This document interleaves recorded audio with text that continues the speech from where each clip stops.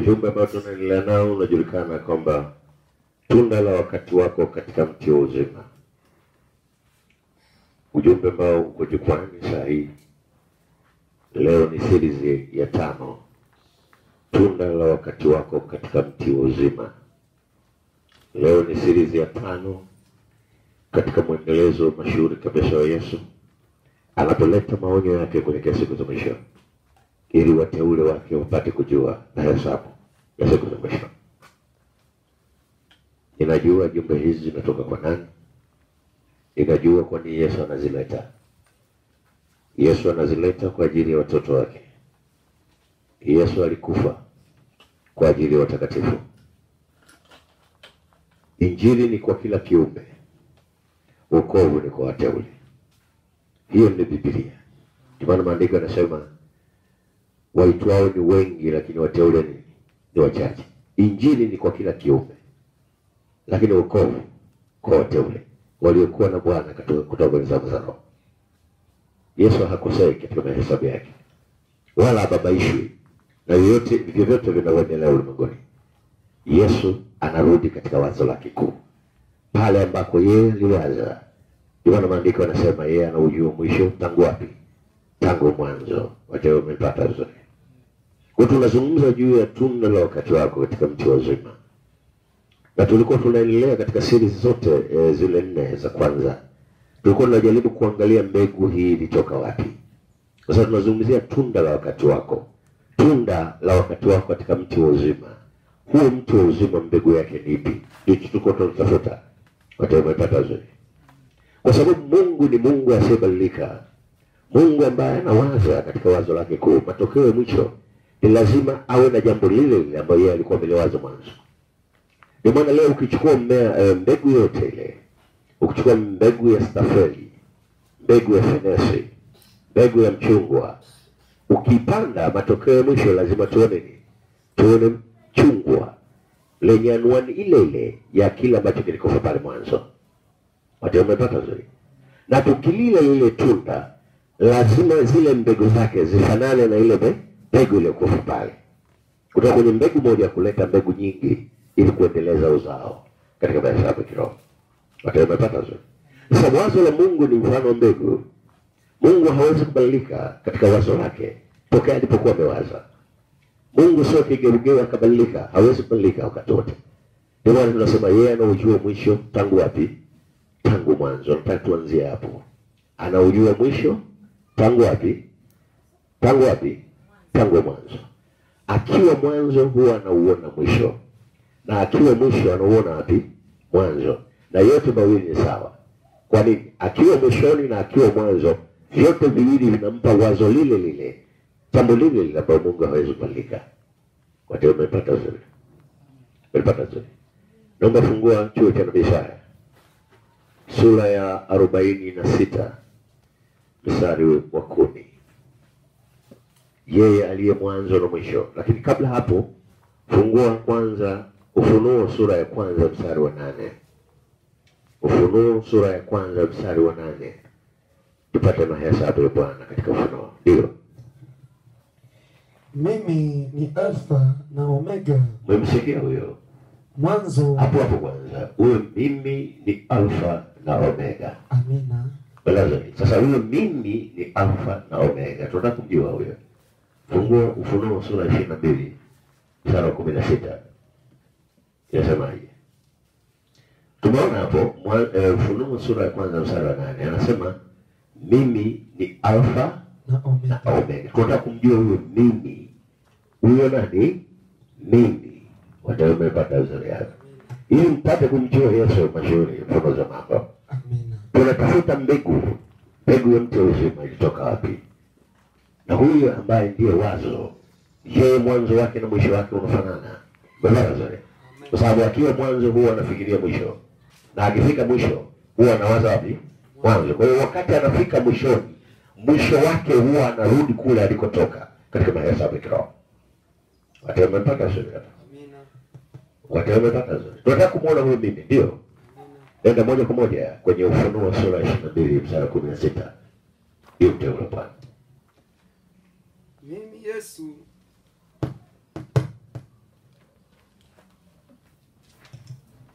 Mimi Yesu nimemtuma malaika wangu kuwashuhudia ninyi mambo hayo katika makanisa. Rudia tena. Mimi Yesu nimemtuma malaika wangu. Hapo. Mimi Yesu.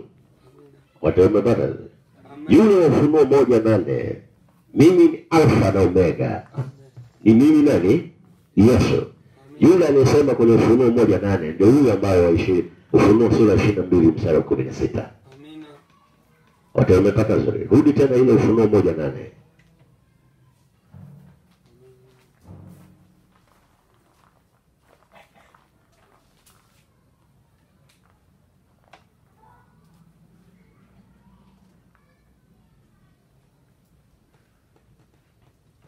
Amina. Mimi ni Alfa na Omega. Ndio. Mwanzo na mwisho, asema Bwana Mungu aliyeko na aliyekuwako na atakayekuja, Mwenyezi. Anasema mimi ni Alfa na Omega, mwanzo nini? Mwanzo na mwisho. Wala zuri. Watu wamepata zuri. Mwanzo Na na mwisho. mwisho. Mimi ni Alfa na Omega, mwanzo na mwisho. Asema nani? Bwana Mungu. Rudia tena hapo. Mimi Mimi ni Alfa na Omega, mwanzo na mwisho, asema Bwana Mungu aliyeko na aliyekuwako na atakayekuja, Mwenyezi. Umesikia hiyo? Anasema mimi ni Alfa na Omega, mwanzo na mwisho. Asema Bwana nani? Bwana Mungu aliyoko sasa, aliyekuwako kwenye zama za roho. Watu wamepata zo? Watu wameelewa? Aliyoko leo ambaye analeta ujumbe wa nani wa kanisa, atakayekuja yule katika zama za roho tena. Mungu mkuu mashuhuri kabisa ndani ya Yesu, tunazungumza habari zake. Amina. Umepata zuri? Amina. Sasa taratibu ili uweze kulipata katika mahesabu ya Bwana. Anasema mimi ni Alfa na Omega, mwanzo na mwisho. Amina. Huyu aliye mwanzo na mwisho huwa anaujua mwisho tangu wapi? Tangu mwanzo. Kabla ya hapo, fungua chuo cha Nabii Isaya sura ya 44 mstari wa 6. Hebu tusome pia.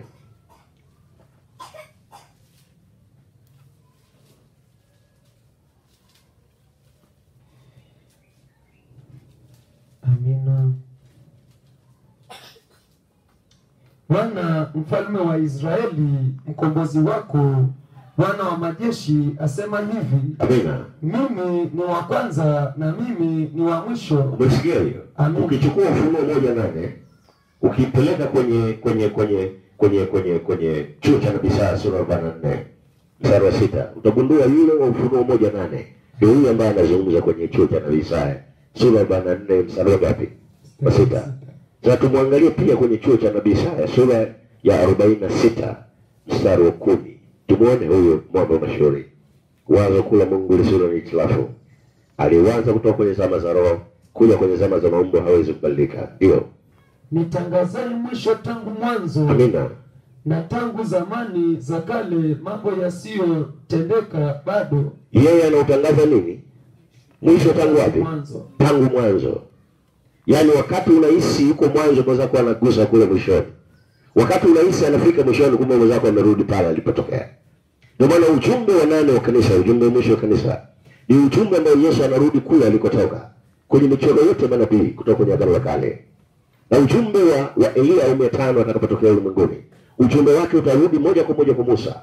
Michoro yote na maumbo yote yaliyochorwa na manabii kutoka kwenye michoro ya Musa yote yatafunuliwa kabla kuja kwa Yesu. Amina. Kwa nini Mungu huwa wakati anakwenda urahisi, anakwenda mwishoni, kumbe mwenzako anarudi wapi? Anarudi kwenye wazo lake. Ndio maana leo unasikia kutoka kwenye zama za roho. Wazo leo. Hakuna rekodi yote duniani iliwahi kuhubiriwa. Amina. Wazo ilifichwa mpaka wakati mwisho. Amina. Kwamba tulikuwa naye katika zama za roho. Yeye aliwaza katika wazo lake kuu, katika enzi ile ya roho, akiwa peke yake. Mwamba wa Yesu. Alipowaza ndiko sisi tukatokea wateule wa Bwana. Kabla ya kuwepo kwa viumbe vyote, kabla ya kuwepo kwa sayari, kabla ya kuwepo kwa mimea, kabla ya kuwepo kwa wanyama wa kufugwa na wasio mfugwa, kabla ya nyota, kabla ya mwezi, kabla ya jua, kabla ya kuumbwa kwa shetani na mapepo, Belazar, tulikuwa naye kutoka kwenye zama za roho. Hapa ni Yesu fundisha mambo. Watu wamepata zuri. Ndio maana natia shaka sana leo ninapoona wateule wanaojitangaza kuwa ni wateule wa Yesu wanashika mifumo ya Ibilisi, wakati wao walikuwepo kabla ya Ibilisi. Kutoka kwenye zama zao walilazo leo walikuwepo kabla ya Ibilisi. Kwa wao maana yake wao ni wazo la Mungu, wanapaswa kurudi kule Mungu alikuwa anamewaza katika hesabu yake. Mmenielewa zoea? Kwa tunaona hapa kwamba Mungu anaujumuisha tangu mwanzo. Kwa hiyo kama ilivyo mbegu inapokuwa mipanda, naomba hiyo michoro nianze.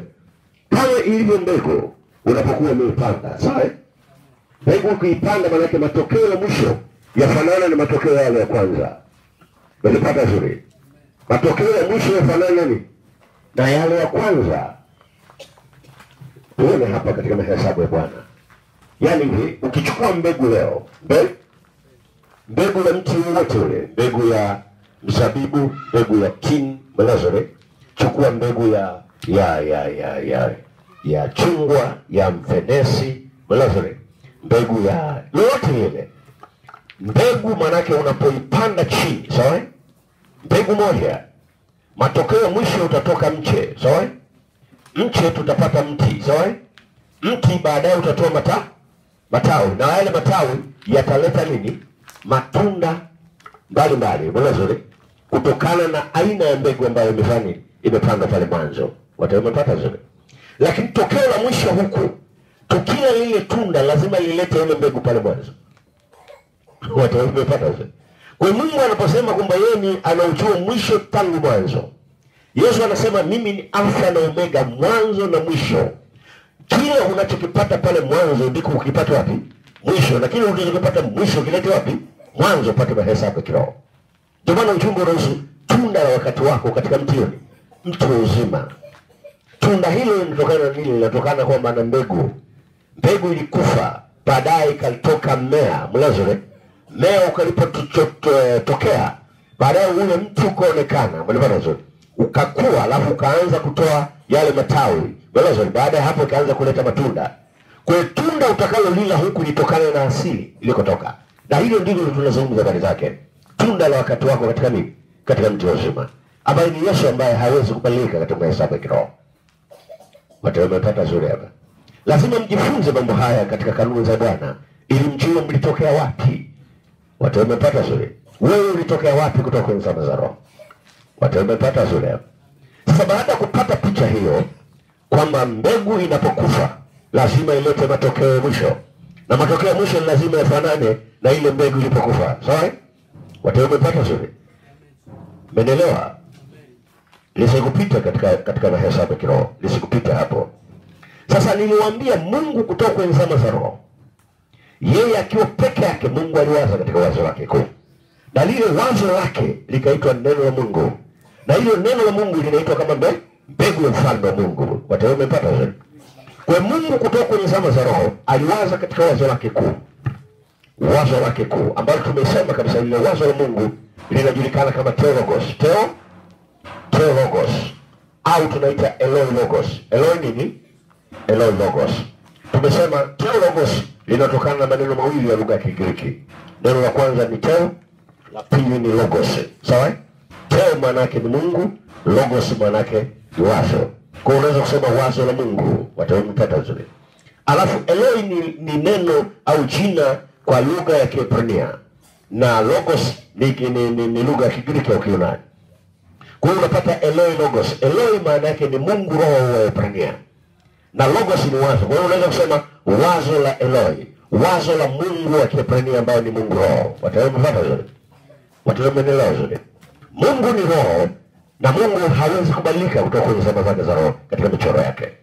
Sasa huyu Mungu alipokuwa ametuwaza katika ulimwengu au katika zama za roho, niliwaambia lile wazo lake likaitwa neno la Mungu, na ile neno ndio mbegu ya ufalme. Watu wamepata vizuri. Ni mbegu nini?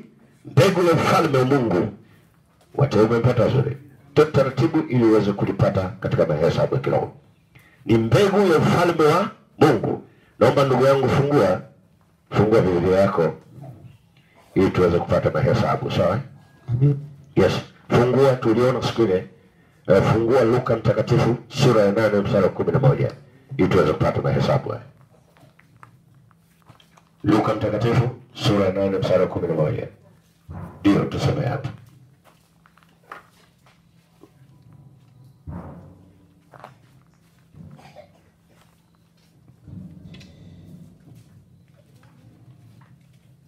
Ndio, twende haraka kidogo. Na huu mfano maana yake ni hii. Amina. Mbegu ni neno la Mungu. Sikiliza hiyo. Mbegu ni nini? Ni neno la Mungu. Kwa hiyo hapo pametosha. Sasa hili neno la Mungu halikuanza katika zama za maumbo. Mungu alianza nalo kutoka kwenye zama za roho. Hapo ndiko tunatakiwa kujua. Kutoka kwenye zama za roho, Bwana aliwaza katika wazo, na lile wazo akaliita kuwa neno la Mungu. Na niliwaambia neno la Mungu maana yake lina mambo makubwa manne. La kwanza, linatengeneza tabia za watoto. Pili, zinatengeneza utaratibu wa watoto. Tatu, inatengeneza mwenendo wa watoto. Na namba 4, inatengeneza sheria za nani? Za watoto. Watoto wamepata zote. Naomba kuja tena hapa. Sasa huyu Mungu mkuu mashuhuri ambaye tunazungumza habari zake kutoka kwenye zama za roho. Zama za nini? Zama za roho. Zama za roho. Yeye aliwaza katika wazo lake kuu. Tukatokea wateule kutoka kwenye pande kubwa 4 ndani ya lile wazo la Mungu. Na hilo wazo la Mungu tumeliita neno la Mungu. Na hilo neno la Mungu linajulikana kama ni mbegu ya ufalme. Mnanielewa? Ili tupate ile mti wa uzima. Sasa hii mbegu hii ilipotengenezwa au ilipoletwa katika njia ya ufunuo roho kutoka kwenye zama za roho, zikatokea pande kubwa 4. Pande ya kwanza ni ya simba, tuliona. Pande ya pili ni ya ndama chini ya mraba wako. Pande ya tatu ni pande ya mwanadamu upande wako wa kushoto wa mraba wako, na pande ya 4 ni pande ya tai katika hapa juu ya mraba wako. Tukasema wakati wa simba alikuwa ni Paulo na nani? Na Ireneo. Sawa? Zama za ndama alikuwa Martin na nani? Na Columba. Sawa? Zama za mwanadamu alikuwa Martin Luther na nani? Na John Wesley. Ndugu, chukua kwa hivi ili watu waweze kupata huko. Alikuwa nani? Martin Luther na John Wesley. Sawa? Na zama za tai anakaa Elia wa 4 ambaye ni William Marion Branham na Elia wa 5. Walipata zoea. Kwa haya ilikuwa ni makazi ambayo tulikaa na Mungu katika zama za roho. Kila mtu aliitwa kwa ujumbe wa saa yake. Kila mtu alitokana na mbegu hii ya ufalme, ambayo huyu mbegu ni Yesu. Tunazungumza habari zake. Kwa hiyo Paulo na Ireneo na watu wao walitokana na utabiri na mahubiri ambayo Yesu aliyafanya katika zama za roho. Martin na Columba na watu wao walitokana na mahubiri na kutabiri kwa huyu Mungu mmoja ambaye tunazungumza habari zake, ambayo mbegu ni moja katika mahesabu ya kiroho. Ndio maana leo wanazungumza habari ya miungu ya tatu. Muulize mtu yote, chukua tukio tu la kawaida la mkulima au la mpanzi. Chukua mbegu. Nani anaweza kuniambia kuna mmea wote uliwahi kupandwa alafu ulitokana na mbegu 3, mmea mmoja ukatokea? Watu wamepata sura. Chukua leo kokwa la embe, sawa? Nani anaweza kuniambia kokwa la embe unaweza kuunganisha yale mnazo alafu ulilete mti mmoja? Wewe kulipata katika mahesabu. Kwani Mungu alilazimisha maumbo yote yatabiri wazo kuu la Mungu kutoka kwenye zama za roho. Maumbo haya unayoona duniani yote yanatabiri kilichotokea rohoni. Umepata zuri hapa. Hii ndio mbegu tunazungumza. Tukatokea katika zama zote hizi. Zama za simba, ndama, mwanadamu na tai. Tukatokea wateule wote. Watu wamepata zuri hapa. Sasa Mungu anachokifanya sasa, analazimisha alichokiwaza kutoka kwenye zama za roho zitokee katika zama za maumbo, pasipo kuondoa chochote katika mahesabu. Naomba fungua sasa hapa. Pasipo kuondoa chochote katika mahesabu ya kiroho. Naomba fungua nyingine. Sasa alifanya, niliwaambia mwanadamu wa kwanza alichona. Unachora mraba wako hapa. Adamu anakuwa hapa. Huyu nani? Adamu. Na hii ndio Eden. Hii ndio nini? Eden. Mungu alimweka Adamu hapa. Pande wako wa kushoto wa kulia wa mraba, Adamu alipewa kitu kinaitwa ufunuo wa roho. Ufunuo nini?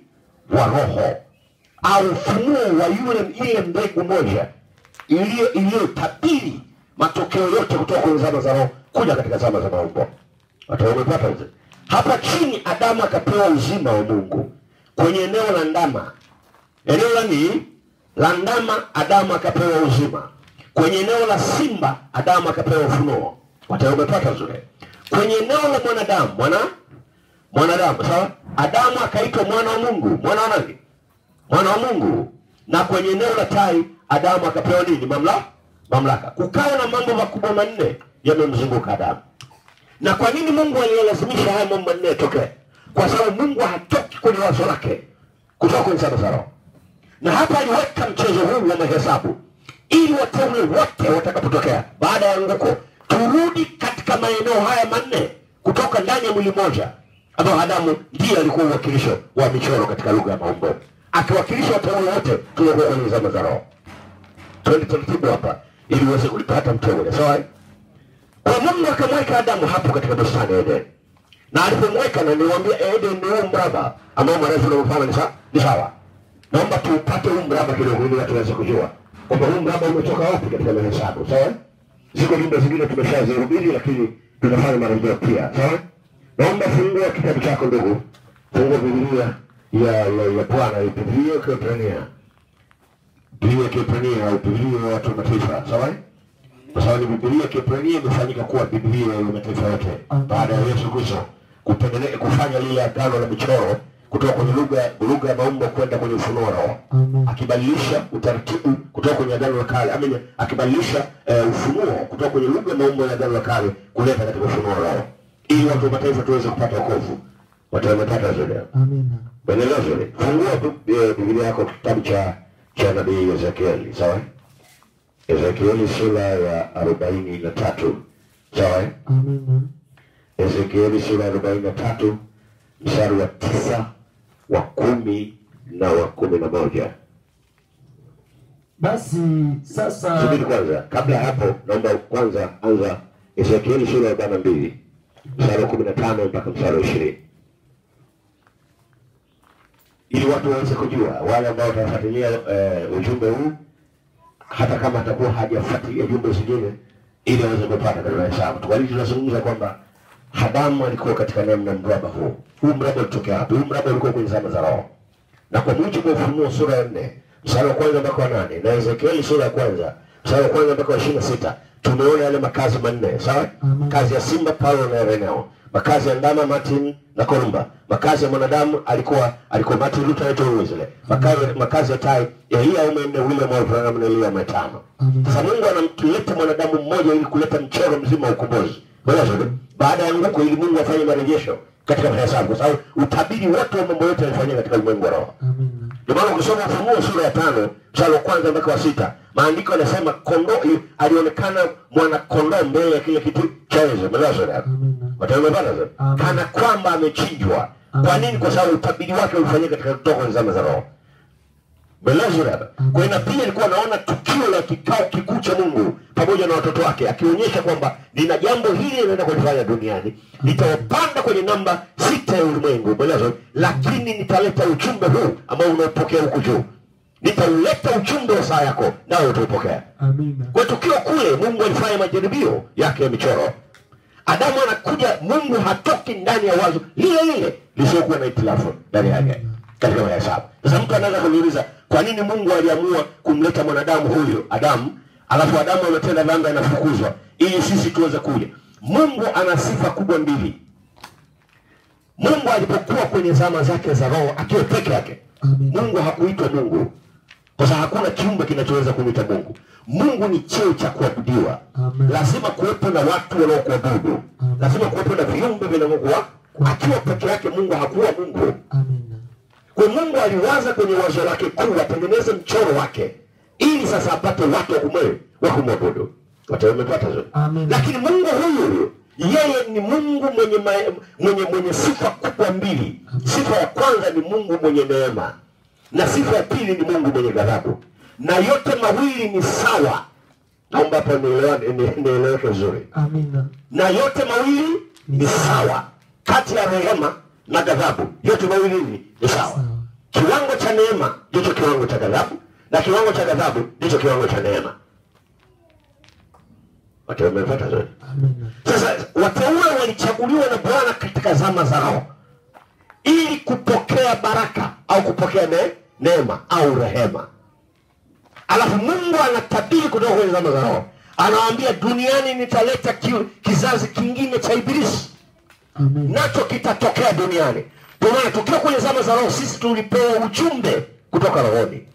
Ndio maana ujumbe huu ambao unaona unahubiriwa hapa au zama zile za Simba, Paulo na Ireneo.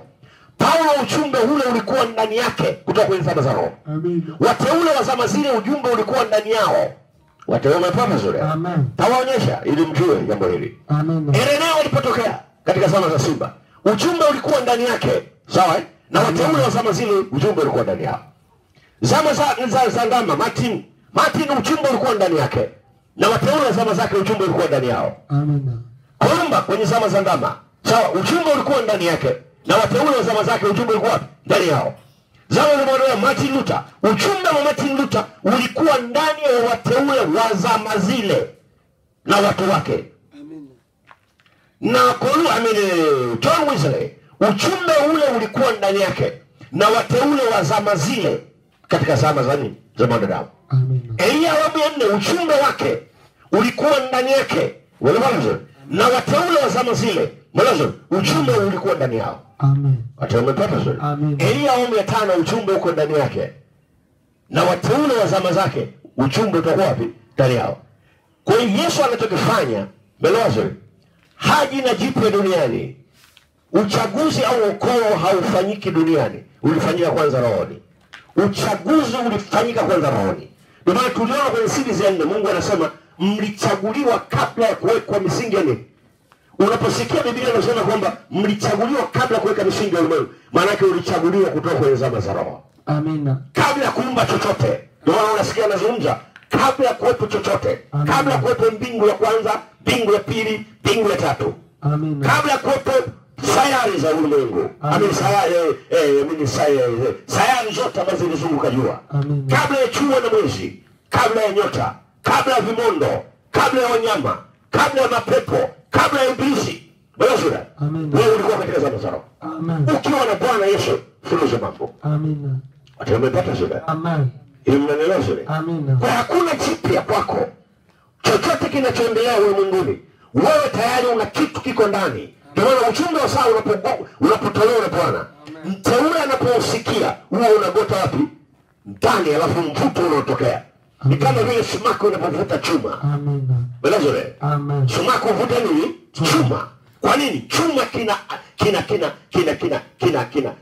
vitu vilivyoko ndani ya sumaku, ndani ya sumaku. Amina. Bwana, ili uweze kuvutwa. Sasa wewe mteule ni kama chuma unaovutwa na Bwana. Kwa nini? Alikupa kitu. Lazima mfanane katika mahesabu. Ndio maana Paulo alipotokea aliwafuta watu wa saa yake. Ireneo aliwafuta watu wa saa yake. Bwana, Martin aliwafuta watu wa saa yake. Kolumba akawafuta watu wa saa yake. Martin Luther aliwafuta watu wa saa yake. Kwa John Wesley aliwafuta watu wa saa yake. William Alfred Elia aliwafuta watu wa saa yake. Na Elia 5 atawafuta watu kwa njia ya mvuto wa asili wa Bwana katika ufunuo. Na hapo ndiko siri ya kupoza ilipofichwa katika mahesabu ya Bwana. Watu wamepanda zuri. Ndio maana ujumbe huu unaouona, kuna mtu akiusikiliza unampita kwa sababu ndani hana kitu. Yeah. Hakuwa nacho kabla. Sasa kama ukuwa nacho kabla, nini kipo? Bila shaka nini kitatokea? Watu wamepanda zuri. Hivi mnaelewa? Fungua Biblia. Kwa sababu mambo hayo usiyojua, ili ujue mteule, sawa? Watapata zuri. Wewe nikuonyeshe jambo hapa mteule Bwana. Amina. Kabla ya kuendelea na hayo, sawa? Amina. Nikuonyeshe kitu ili ujue mambo haya yaliyosemwa na Bwana katika mahesabu, sawa? Ili ujue mtakatifu wa Bwana, sawa? Naomba fungua kitabu cha Mathayo mtakatifu. Amina. Sura ya 13, sawa? Amina. Sura ya 13. 13 mstari wa 10, sawa? Amina. Usikieni vizuri sana. Mathayo mtakatifu sura ya 13 mstari wa 10 mpaka wa 17, sawa? Naomba hapo nisomee, sawa? Wakaja wanafunzi wakamwambia. Sikilizeni hapo. Wakaja wanafunzi wakamwambia, Kwa nini wasema nao kwa mifano? Kwa nini wasema nao kwa mifano? Akawajibu, akawaambia, ninyi mmejaliwa kuzijua siri za ufalme wa mbinguni. Umesikia hiyo? Ninyi mmejaliwa kuzijua siri za ufalme wa mbinguni. Umesikia hiyo? Amina. Na ufalme wa mbinguni huu unaotajwa sasa ulikuwa kwenye zama za roho, tulikuwa naye. Amina. Na chaguzi zote zilifanyika wapi? Rohoni. Vipawa na karama zote zilichaguliwa wapi? Rohoni. Mwimbaji leo anaimba ndani ya ujumbe, alichaguliwa na Bwana kutoka kwenye zama za roho. Mtume katika ujumbe huu alichaguliwa na Bwana kutoka kwenye zama za roho. Amen. Nabii kwenye ujumbe huu alichaguliwa na Bwana kutoka kwenye zama za roho. Amen. Mwinjilisti, mchungaji, watu wamepata sana. Na huduma zingine zote za masaidiano tulichaguliwa na Bwana kutoka kwenye zama za roho. Amen. Watu wamepata sura hapa. Ninyi mmejaliwa kuzijua siri za ufalme wa. Kwa lugha nyingine unasema ninyi mmejaliwa kuzijua siri za ufalme wa rohoni kutoka kwenye zama za nini? Zama za roho. Ndio maana Yesu wakati anahukumiwa na Pilato, Yesu akamwambia, sikiliza, ufalme wangu sio wa ulimwengu huu. Kama ungalikuwa na ulimwengu huu, basi ningelikuwa na majeshi. Mwelezo wewe? Yes. Akamwambia, ufalme wangu si wa ulimwengu huu. Watu wamepata hiyo. Amina. Mwelewa? Endelea hapo ili tupate. Ndio.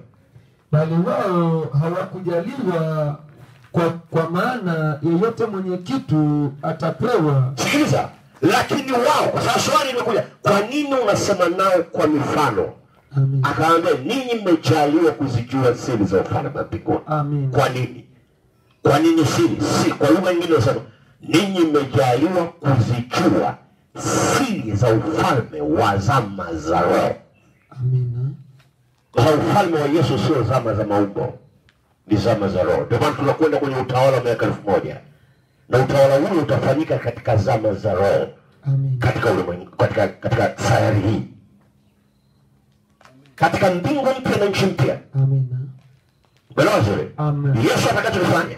Bwana zuri. Amen. Tutarudi katika zama za roho, zama za roho. Amina. Watu wamepata zuri. Amen. Umeelewa? Amen. Twende vizuri uweze kupata, nisikupite. Amina. Ukizipata hapo utajua ulitokea wapi.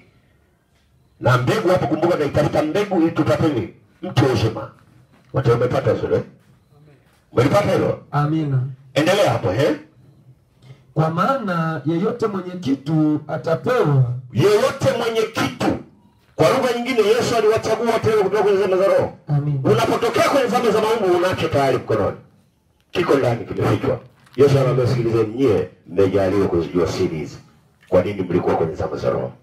Kwa nini? Yeyote mwenye kitu ufanye upewa. Mimi huongezewa. Na yule anayehisi anacho, hata kila alicho nacho atanyang'anywa. Nani? Kuna andiko linasema waitwao ni wengi, wateule nini? Yesu alitafanya anapotupa injili yake duniani katika kizazi chochote kile. Wakati wa Paulo alipotupa injili, watu wengi sana walimjilia Paulo na ule ujumbe wa saa zile. Umeona zile? Wengi walimjilia, lakini wateule ni wacha wale waliopokea kitu kutoka kwenye zama za roho. Sio wakati Paulo anatupa ujumbe. Wateule wamepata sura yao. Kwa hiyo ukatokea na mkatiko, wachache wakaingia ndani ya ufalme, wale waliochaguliwa na Bwana katika zama za roho. Amen. Wengi wakaacha. Ndio maana kuna andiko linasema waitwao ni wengi, wateule ni wachache. Watu wamefuata tu. Ninyi mmejaliwa kuzijua siri za ufalme wa mbinguni. Kwa nini mlikuwa kutoka zama za roho? Amen. Yoyote mwenye kitu fanya nini? Uongeza. Kwa nini wewe ulipewa kutoka kwenye zama za roho? Sio zama za maumbo. Hakuna wokovu kwenye zama za maumbo. Zama za maumbo ni marejeo ya kile ambacho Yesu alikipanda duniani. Amen. Ili athibitike katika sifa kuu mbili. Amen. Mungu mwenye neema kwa wale aliowapa rehema kutoka kwenye zama za roho. Mungu mwenye ghadhabu kwa wale aliowaumba kwa njia ya ghadhabu. Amen. Na hapo wengi wateule, ndio maana nawaonya watu wa mataifa wajue. Wateule wa zama zote toka zama za simba, ndama, mwanadamu na tai. Sisi ni wateule kutoka kwenye zama za roho, sio zama za maumbo. Sisi tulitokea juu, sio wapi? Chini. Wateule walitoka wapi? Chini. Sisi tulitoka wapi? Juu. Ndio maana wao wataenda chini, sisi tunaenda wapi? Tunaenda juu katika maisha yetu kidogo. Mnaelewa vizuri? Amen. Mnaelewa? Au hujanifuata? Rudi hapo nasa hapo. Amen. Enda Wakolosai sura 3 mstari wa 1 mpaka 3. Ili watu walipate. Kolosai 3:1 mpaka 3. Tusome. Inasema, basi mkiwa mmefufuliwa pamoja na Kristo, yatafuteni yaliyo juu Kristo aliko. Yatafuteni yaliyo juu Kristo nini? Alipo. Yes. Ameketi mkono wa kuume wa Mungu. Amina. Yafikirini yaliyo juu, sio yaliyo katika nchi. Yafikirini yaliyo juu, sio yaliyo katika nchi. Kwa nini? Wewe ulitoka kwenye zama za roho. Wewe hukutokea chini. Wewe ulitokea juu. Amen. Unawezaje kuwaza mambo ya chini usiwaze yale ya juu? Amen. Kwa nini usirudi kwenye theologos? Watu wamepata zile. Kwa nini usirudi kwenye wazo kuu la Mungu usiokuwa na hitilafu? Kutoka kwenye zama za roho. Amen. Kwa nini wewe ulitokea juu, ukutokea wapi? Kutoka chini. Watu wamepata zile. Amen. Yesu anawaambia mitume, anawaambia sikilizeni, ninyi mmejaliwa kuzijua siri za ufalme wa mbinguni. Kwa lugha nyingine sasa, ninyi mmejaliwa kujijua siri za ufalme wa zama za roho. Watu wamepata zile. Amen. Zama za nini? Zama za roho katika mahesabu. Amen. Hiyo mnanielewa watu? Amen. Mmepata hilo? Amen. Lisipite. Sasa huyu Adam yuko hapa, sawa? Amepewa ufunuo na Bwana. Amepewa uzima, akapewa kuitwa mwana wa Mungu, akapewa mamlaka. Adamu alipotenda dhambi, Mungu huwa habadiliki katika wazo lake kuu. Na kwa sababu Mungu alikuwa anataka kuleta vizazi viwili duniani, kimoja kwa ajili ya neema, kingine kwa ajili ya ghadhabu, Adamu ilibidi afukuzwe. Lakini Mungu alishatengeneza mpango wa Adamu na kizazi chake warudi katika wazo la Bwana. Watu wamepata zuri. Ndiko Mungu ukisoma Biblia, ukisoma kitabu cha Mwanzo sura ya 5 mstari wa 1 mpaka 31, vinatajwa vizazi 10. Sawa? Amen. Watu wamepata zuri. Habari vinatajwa vizazi 10. Kizazi cha kwanza, kizazi cha Adam, cha pili cha Seti, cha tatu Enoshi, anakwenda mpaka anatokea Henoko, kizazi cha 7, cha 8 Metusela, cha 9 Lameki, cha 10 mzee Noho. Amen. Kutoka Nuhu unachukua Mwanzo sura ya 11, Mwanzo sura ya 10 mstari wa 11 mpaka 20 na 25. Utaona kuna vizazi vingine vinatajwa pale. Amen. Kutoka Shem, Lazarus, hebu rejea pale. Nani? Hebu tulipate. Ngoja nione. Kizazi Mwanzo sura ya 10, sawa? Mwanzo sura ya 11. Amen. Mstari wa 10, sawa? Hivi ndivyo vizazi vya Shem. Shem akamzaa, alikuwa mtu wa miaka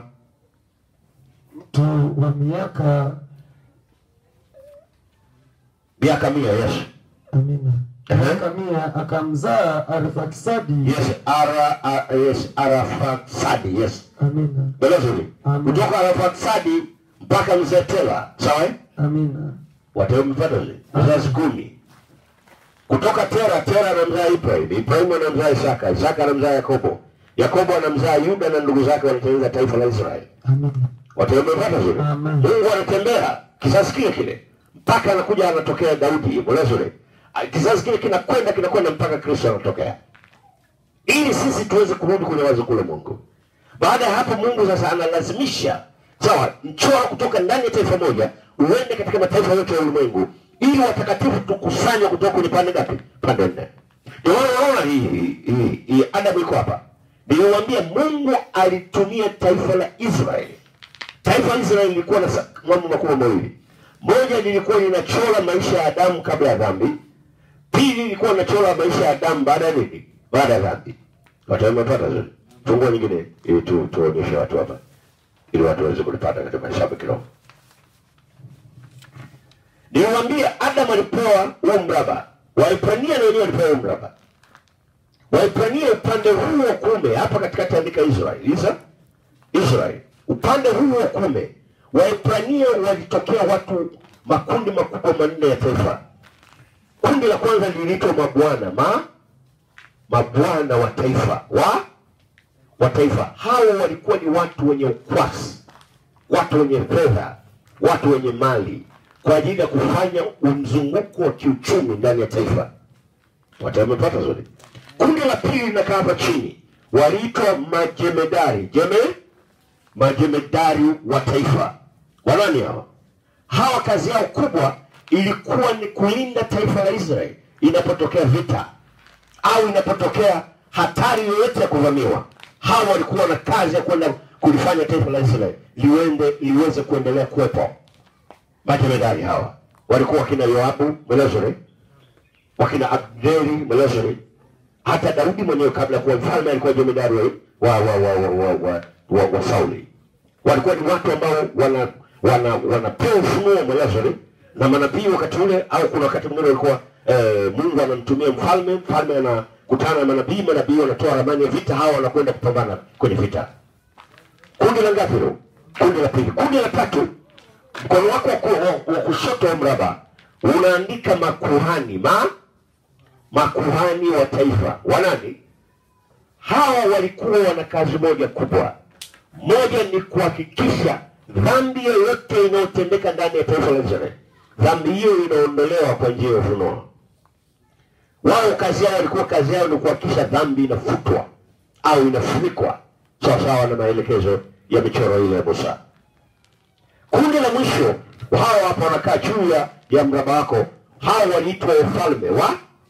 Wafalme ndio ilikuwa anwani pekee inayolitambulisha taifa, na ndio maana wafalme wa Israeli waliitwa Masihi. Kwa nini? Walikuwa wakimtambulisha Yesu, mfalme mashuhuri. Ndio maana hao mabwana walikuwa wakimtambulisha Yesu, kwa sababu Yesu ni Bwana wa mabwana. Hao majemadari walikuwa wakimtambulisha Yesu kwa sababu Yesu ndiye Bwana wa majeshi au jemadari mkuu. Makuhani hao walikuwa wanamtambulisha Yesu kwa sababu Yesu ndiye kuhani mkuu. Wamepata zote. Na wafalme hao walikuwa wanamtambulisha Yesu kwa sababu Yesu ndiye mfalme mkuu au mfalme wa wafalme. Kwa hiyo ukiangalia tu haya mambo manne, utagundua majina manne yanayomtaja Yesu yako hapa ndani ya taifa la Israeli. Na haya majina manne ndio yale yanayotengeneza yale mambo manne ya Adam. Mabwana hawa wanakaa kwenye eneo la ufunuo. Wataona zoea. Majemadari wanakaa kwenye eneo la uzima. Kwa nini? Hawa walikubali kufa kuhakikisha taifa linabaki. Wataona zoea. Makuhani wanakaa kwenye eneo la mwana. Unazura hapa. Kwa nini? Adamu aliitwa mwana Mungu kwa njia ya kujumuishwa ndani ya ufalme. Na hapa unazura hapa. Wafalme sawa wanasimama sehemu ya mamlaka ambako Adamu alikuwa nayo. Utagundua kitu ni kile ndani ya taifa la Israeli. Mungu alirejea wazo lake lile lisilokuwa na itilafu. Mungu asibadilika kutoka kwenye zama za roho kuja katika zama za maumbo. Sasa tunataka kuona huu mraba ambao tunauona katika mahesabu hayo. Rudi pale sasa ndugu yangu, chuo cha nabii Ezekieli sura ya 42 mstari wa 15 mpaka mstari wa 20. Hebu tusome pia. Inasemaje hapo? Ndio. Chuo cha nabii Ezekieli sura ya 42 mstari wa 15 mpaka mstari wa 20. Ndio. Amina. Basi alipokuwa amekwisha kuipima nyumba ya ndani, akanileta nje kwa njia ya lango lililokabili upande wa mashariki. Amina. Akalipima pande zote. Amina. Akaupima upande wa mashariki kwa mwanzi wa kupimia mianzi 500. Upande wa nini wateule? Upande wa mashariki. Taratibu hapo. Upande wa nini wateule? Upande wa mashariki. Sasa kwa mujibu wa ufunuo wa ujumbe huu, mashariki ni huku mkono wako wa kuume. Amina. Wataona bwana? Amen. Melewa nzuri. Amina. Kusini ni huku. Sawa Wataona nipata nzuri. Na magharibi ni wapi? Ni huku mkono wako kushoto. Kusini ni chini mraba wako. Sawa Magharibi ni mkono wako wa kushoto mraba. Na kaskazini ni wapi? Ni hapa. Na hii ni kwa mujibu wa michoro kimahesabu kutoka kwenye Hesabu sura ya 2 mstari wa 1 mpaka 31. Mungu alimwambia Musa wapange wa Ebrania. Pale kulikuwa na hema lile la kutania. Sawa Mungu akamwambia wapange wa Ebrania katika pande 4. Upande wa kwanza huu kwa alikuwa Yuda, Isakari na Zabuloni. Walikaa upande huu mashariki. Hapa chini ya mraba wako alikaa Reuben. Sawa Reuben, Simeon na Gadi upande wa kusini. Na mkono wako wa kushoto huu ndio sawasawa na magharibi. Sawa alikaa Ephraim, Manase na Benjamin. Sawa na hapa juu ndio kaskazini alikaa Dani, Naftali na nani? Na Asheri. Sasa Ezekieli sura 42 mstari wa 15 mpaka 20 anasema sasa aliupima ule mji. Upande wa mashariki alipopima marefu yake alipata mianzi mingapi? Mianzi 500. Taratibu wateule. Na mianzi sio lugha hii kwamba unaona anapima mwanzi hivi. Mwanzi ni mahesabu mengine. Mwanzi manake ni ujumbe. Bwana sura. Ni ujumbe wa kinabii ambapo Bwana atauachilia. Na kwa sababu Ezekieli sura 42 mstari wa 15 mpaka 20 alikuwa anatabiri ujumbe wa nabii wa siku za mwisho. Watu wamepata zuri. Ujumbe wa nabii wa siku za mwisho atakayeleta ujumbe wake, na ujumbe wake ni ujumbe wa vipimo. Atalipima hekalu marefu na mfano yake ni sawa. Lazima jawabu la mwisho alete mraba katika hesabu. Kwa maana ujumbe wa siku za mwisho unaitwa ni mraba wa teule pamoja na Mungu wao. Amen. Watu wamepata. Sasa akapima mianzi. Wewe zuri. Rudi pale ndugu yangu, twende vizuri. Tulipata vizuri wateule. Amen. Sije mkasema kwamba mraba wa damu ulitoka wapi? Ulitoka kutoka zama za roho. Na tumeuona kwenye Ufunuo sura 4 mstari wa 1 mpaka 8. Tumeona Ezekieli 1 mpaka 26. Sasa tunataka kudhibitisha katika mtiririko wa Mungu asiyebadilika katika hesabu kiroho.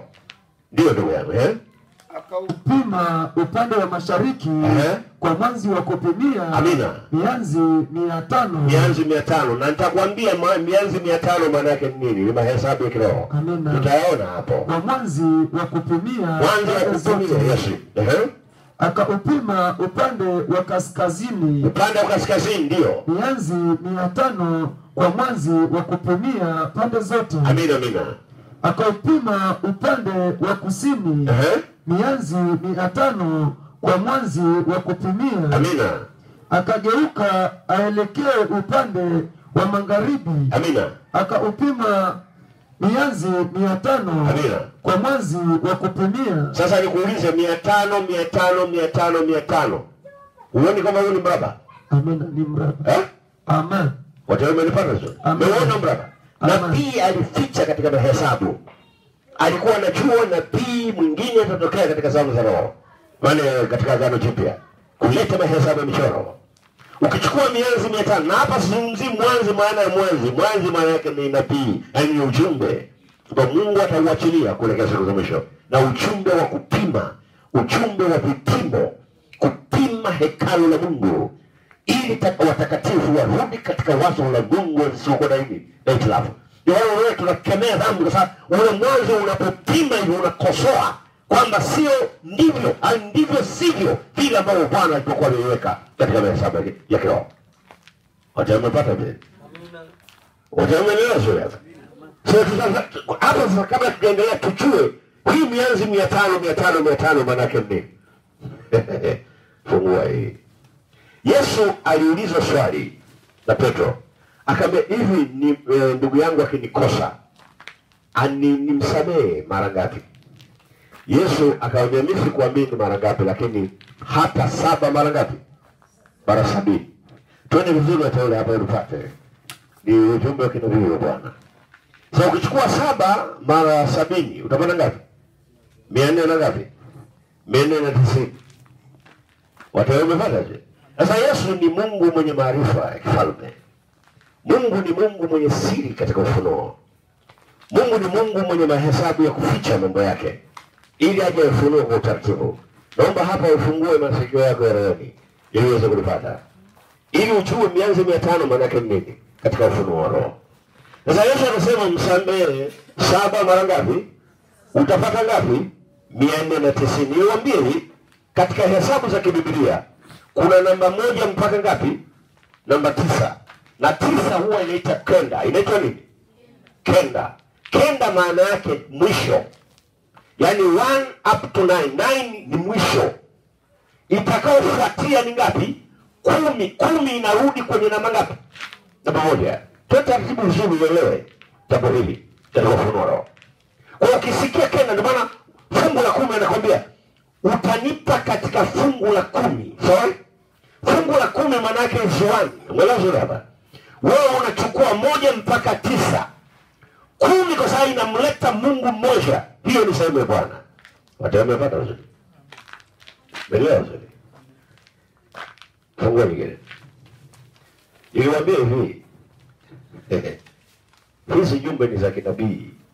Wewe mtu akiwa anaingia achana naye. Ukitoka pointi moja tumepita.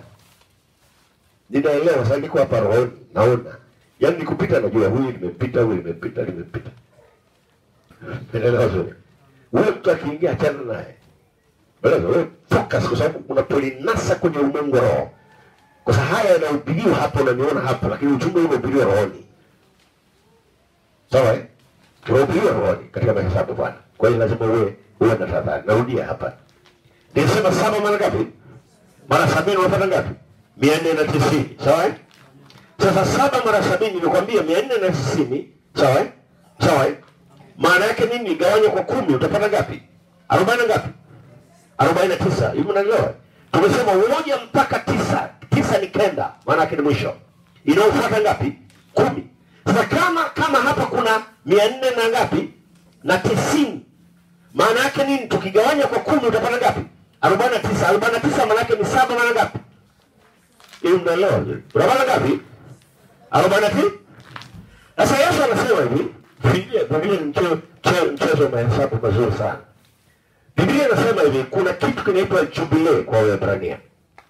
Jubilee ilikuwa hivi, walikuwa wanahesabu sabato za miaka 7 mara 7. Yaani wanahesabu mwaka wa kwanza, wa pili, wa tatu, wa 4, wa 5, wa 6. Wa 7 ilikuwa sabato ya mwaka. Yaani inaitwa sabato ya miaka. Wataona zile. Ndio maandiko yanasema kwamba utafanya kazi muda, yaani ukinunua mtumwa atakufanyia kazi muda wa miaka 6. Mwaka wa 7 mtumwa akifanyia ilibidi arudi kwenye nchi yake. Wataona zile. Hivi mnaelewa zile? Kwa sabato 7 mara 7 utapata miaka ngapi? 49. Na Waebrania niwaambia Mungu alichofanya kwa Waebrania, walipokwenda kwenye nchi ya ahadi, kila kabila lilipewa ardhi yake. Na ile taifa liligawanywa katika vipande 12. Kila kabila lilikuwa na ardhi yake. Reubeni walikuwa na upande wao. Simeon walikuwa na upande wao. Gadi alikuwa na upande wake. Wala zote. Yuda alikuwa na upande wake, Isakari na upande wake. Wote wamepata zote. Zabuloni alikuwa na upande wake. Ephraim alikuwa na eneo lake. Wala zote. Manase alikuwa na eneo lake. Mmepata zote. Benjamin alikuwa na eneo lake. Dani alikuwa na eneo lake, Naftali alikuwa na eneo lake, na Asheri alikuwa na. Sasa akitokea mmoja anataka kuuza ardhi yake, kwanza alikuwa anatakiwa auze kwa jamaa ya karibu. Jamaa yake ya karibu ndiye amuuzie. Na akimuuzia, sasa wanahesabu ile jubilee.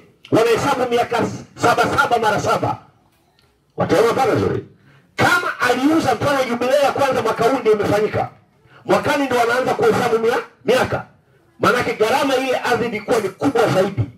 Kwa sababu inaenda kukaa kwa muda wa miaka 49. Mwaka wa miaka 42, sawa? Ilikuwa ni miaka 42, sawa? Kwa maana ya 7 mara 7 unapata ngapi? 49. Lakini 7 mara 6 unapata ngapi? 42. Kwa hiyo ule mwaka wa 7, yani ile 7 ya mwisho kabisa. Unaona vile? Yule mtu alikuwa anarejeshewa ardhi yake, inarudi mikononi mwake. Kama aliuza ardhi yake wakati ile jubilee iko karibu kama labda miaka 20. Unaona? Ardhi ile na yenyewe gharama yake ilikuwa inashuka. Kama ni miaka 10 ilikuwa inashuka zaidi. Yes. Kwa nini? Kwa ndani ya miaka 10 ardhi inarudi kwa mwenyewe. Wataona zote. Hiyo mnaelewa? Sasa ukichukua 7 mara 7 unapata ngapi? 49. Mwaka wa 50 ilikuwa ni jubilee. Sasa hapo ukichukua 7 mara 70 unapata ngapi? Ngapi hiyo? 490. Wewe, huku tunaongeza moja, maana 49 kwa moja. Huku 490 tunaongeza ngapi? Kwa 10 utapata ngapi? 500. 500 maana yake ilikuwa ni jubilee. Watu wamepata hiyo. Twende tu. Fungua nyingine, ndugu yangu. 500 ni sawa na nini? Na jubilee. 500 ni sawa na 50 katika ufunuo wa roho. Watu wamepata hiyo. Anachora tena mdomo wako. Anasema huku ilikuwa ni mianzo ngapi? 500. Na hapa mianzo ngapi? 500. Na hapa ngapi? 500. Na hapa ngapi? Kwa 500 ni sawa na 50, sawa? 500 ni sawa na ngapi? Na 50. 500 ni sawa na ngapi? 500 ni sawa na ngapi? Umeona hiyo? Umeelewa? Kwa lugha nyingine Mungu alikuwa anaelezea jubilee zake zitakazofunuliwa kwenye kila kizazi. Kutoka kwenye zama za simba, kuja zama za ndama, kuja zama za wanadamu, kuja zama nini? Zote funuzo kwa. Kwa Ezekiel anaona, anawaambia kutakuwa na vipimo vinapimwa. Mianzi 500 kwa mwanzo kupimia. Hazungumzii kupima kwa maana ya kupima hivi. Ni uchumbo wa saa. Mungu alikuwa anatangaza jubilee ya zama za simba, jubilee ya zama za ndama, jubilee ya zama za mwanadamu, na jubilee ya zama za tai, ili kanisa liweze kuondoka. Watu wamepata vizuri. Umeelewa hapo? Ulipata vizuri. Ndugu, sasa kutoka hapo kwenye Ezekiel 42 mstari wa 15 mpaka 20. Rejea sasa kwenye Ezekiel sura ya 43 mstari wa 9, wa 10 na 11 ili tuweze kulipata katika hesabu kidogo. Ndio ndugu yangu. Basi sasa wayaondoe mambo yao ya kikahaba. Basi wayaondoe mambo yao ya kikahaba, ndio. Na mizoga ya wafalme wao. Amina. Yawe mbali nami. Amina. Nami nitakaa kati yao milele. Amina. Na wewe mwanadamu, amina, waonyeshe wana wa Israeli nyumba hii ili wayatayarikie maovu yao. Amina, amina. Na waipime hesabu yake. Amina. Na ikiwa wameyatayarikia yote walioyatenda, amina, waonyeshe umbo la nyumba. Waonyeshe umbo la nyumba. Na nyumba hiyo ni nini? Ni mraba. Amina. Ni mraba wa teule pamoja na Mungu wako kutoka kwenye sala. Amina. Nabii Ezekiel wakati anataja jambo hilo, wakati Mungu anampa mahesabu Ezekiel mpaka anakufa, jambo hilo kulifanya, Mungu alikuwa anatabiri habari ya nabii wa siku za mwisho. Uchumbe wa nabii wa siku za mwisho, Elia umetana atakapotokea duniani. Uchumbe wake utakuwa uchumbe kuonyesha ile umbo la makazi ya Mungu pamoja na watoto wake kutoka kwenye saba za roho. Na hapa ndiko mbegu ya ufalme wa Mungu, na hapa ndio ule mtu zima tunaotafuta ili upate tunda wakati wako, ili uweze kurudi katika mahesabu ya Bwana. Watamepata sura. Benelewa zuri hapa. Ili zikupite mteule kutoka kwenye zama za roho kuja katika zama za mambo ambayo tunazungumza habari za Yesu, funuo za mambo mashuhuri kabisa Yesu. Watu wamepata zuri. Mmenipata hiyo?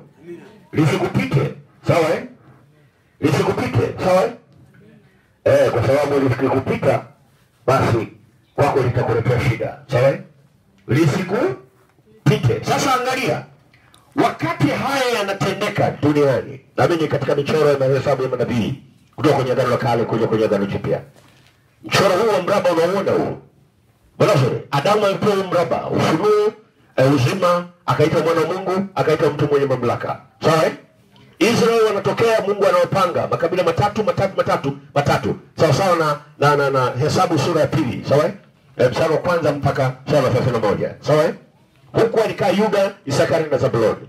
Hapa alikaa Reuben, Naftali, Reuben, Simeon na Gadi. Hapa alikaa Ephraim, Manase na Benjamin. Na hapa akakaa Dani, Naftali na nani? Na Asheri. Ni Hesabu sura ngapi?